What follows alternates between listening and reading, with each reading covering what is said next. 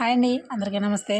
అప్పటికప్పుడు కమ్మగా చాలా మెత్తగా రాగిపిండితో దోశలు ఎలా వేసుకోవాలో నేను ఈ వీడియోలో చేసి చూపిస్తాను. ముందుగా ఒక గిన్నెలోకి ఒక కప్పు రాగిపిండిని తీసుకోవాలి.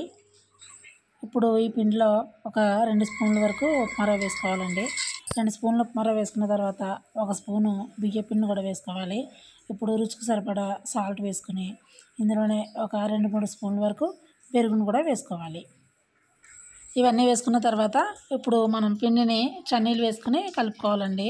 ఇలా నీళ్ళు చూసుకుని పోసుకుంటూ పిండిని కలుపుకోవాలి. దోశ పిండిలాగా మనకి ఈ పిండి అయితే రెడీ అవ్వాలన్నమాట. ఇలా ఉండలు లేకుండా పిండిని పూర్తిగా బాగా కలుపుకోవాలి.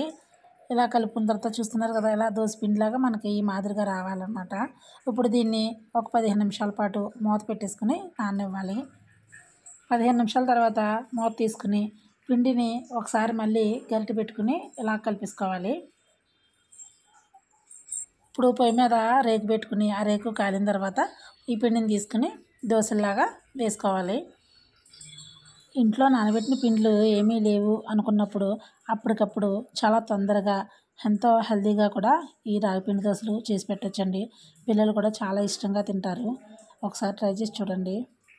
ఇప్పుడు ఇలా దోశలాగా వేసుకున్న తర్వాత దీని చుట్టూ ఆయిల్ని కూడా అప్లై చేసుకోవాలి. ఇలా అప్లై చేసుకున్న తర్వాత బాగా కాలనివ్వాలండి దోశని. ఒకవైపు పూర్తిగా కాలిన తర్వాత ఇప్పుడు రెండో వైపు కూడా తిరిగేసి బాగా కాల్చుకోవాలి.